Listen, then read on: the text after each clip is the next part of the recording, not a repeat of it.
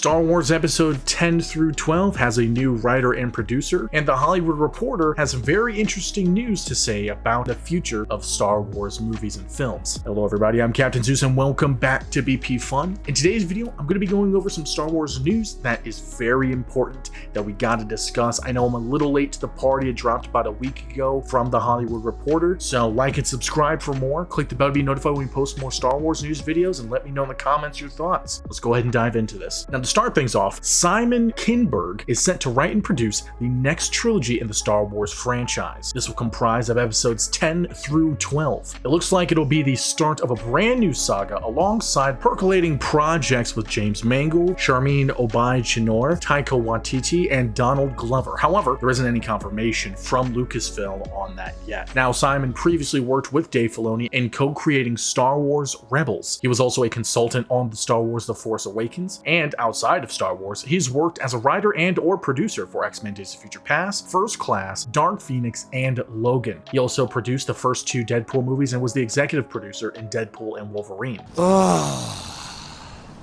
I'm touching myself tonight.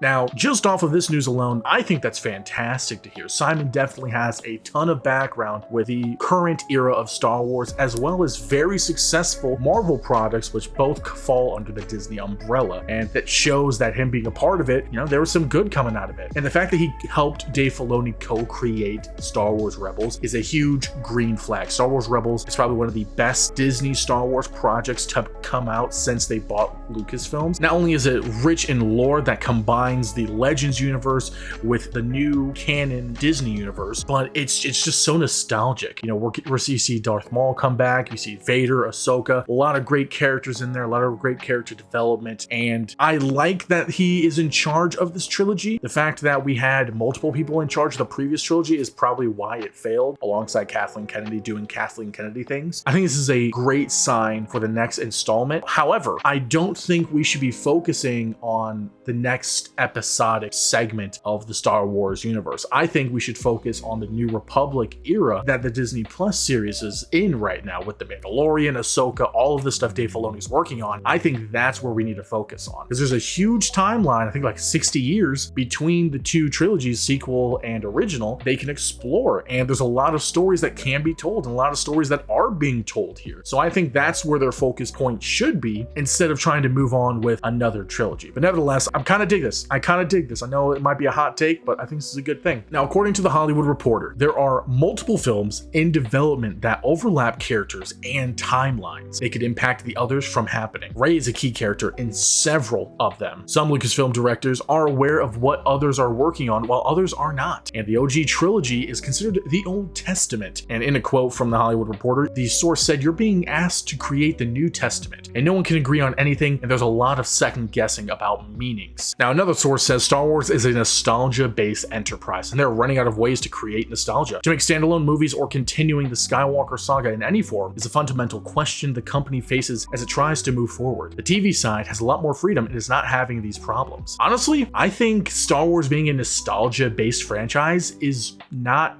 accurate. I think it's only been nostalgic recently because of all the fantastic stories that we've had till recent. Outside of the Dave Filoni-centric projects, there hasn't been a lot of really good Star Wars content. And before the Dave Filoni era of Star Wars content, there was tons coming out from games, books, and shows. To say that they're running out of ideas just means that they don't have any creative people there to create new stories. I know there are tons of people that can continue to create new stories. Not only that, you don't need it to be in the Skywalker saga. There are thousands of years that take place before the Skywalker saga that you can go over. The fact that they say that they're running out of ideas is the dumbest thing ever. What about the Old Republic? The one thing that fans have been begging for, that spans thousands of years before the current era, before the Skywalker saga. That is untouched canon area that they could go into. Forget the High Republic. No one's interested in that. The Old Republic is where they should have been focusing on next. Now, if you want to continue after the Skywalker saga with like episodes 10 through 12, there is still untapped potential there. You could do what the Legends universe did, bring in Darth Talon, start to bring in all of these other Sith. I mean, you could start to end the Star Wars universe if you really wanted to, but there is so much untapped stories and potential here, especially from Legends and out of it. To say that you're running out of ideas, what kind of an excuse is that? And to say that the TV side of things means is having more freedoms and not having these issues just mean the people that are in charge or the ones writing the TV shows know what they're doing. Like, yes, it's easier to make a TV show story-wise for Star Wars than it is for movies, but we haven't had Star Wars shows for the first 2 trilogies. Like, I think maybe in episode 2 is when the original Clone Wars series was coming out, or around episode 3, I could be mistaken. Movies is where it was at. That's where the big bread and butter is at. So to say that TV has more freedom, I mean, it shouldn't. You shouldn't have more freedom in TV than movies. It should be equal freedom. Why is there restricted freedom for any of them? You know, the mediums shouldn't have any freedom restrictions. The fact that people are second guessing meanings is ridiculous. Talk to Dave Filoni. He's literally the creative head. He's the George Lucas of Lucasfilm right now. He knows all of the lore. Speak to George Lucas. I'm sure there are plenty of people there that know the lore, so there shouldn't be any second guesses or guessing about meanings. It's not that complicated of a universe. Most of the things that we know have already been announced or via interviews from George Lucas, from Dave Filoni, or from people that have worked alongside both of them. And I don't know. I just think it's people trying to make excuses as to why they're coming out with bad projects, like The Acolyte, like the Book of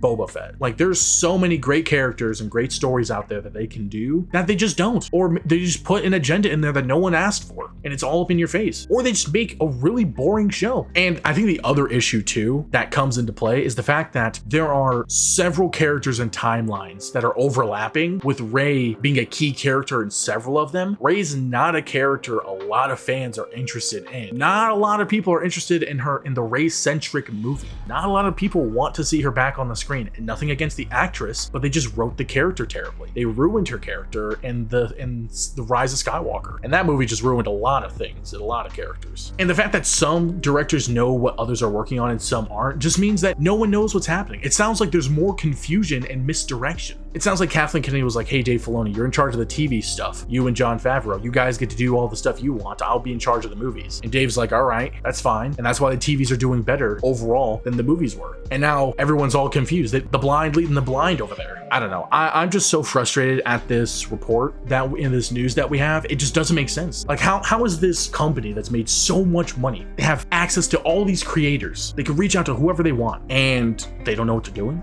They can't figure out what the meanings of Star Wars is. They can't guess what the direction is. What is this? Anyways, I don't know. I'm just so confused as to why this is even the case. I know we got our first look at Andor season 2. I know a lot of people are hyped about that. We've seen the first concept art image for the Mandalorian Grogu movie that'll be coming out, which is going to be cool. But outside of that, outside of the New Republic era that Dave Filoni is working on, everything else has been garbage. Let's be honest. I mean, Star Wars Visions doesn't count. Star Wars Visions doesn't count.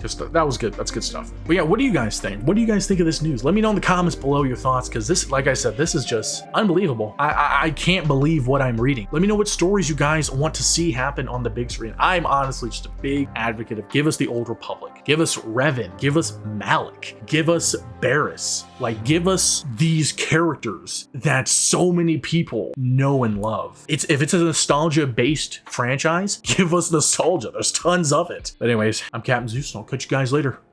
See ya.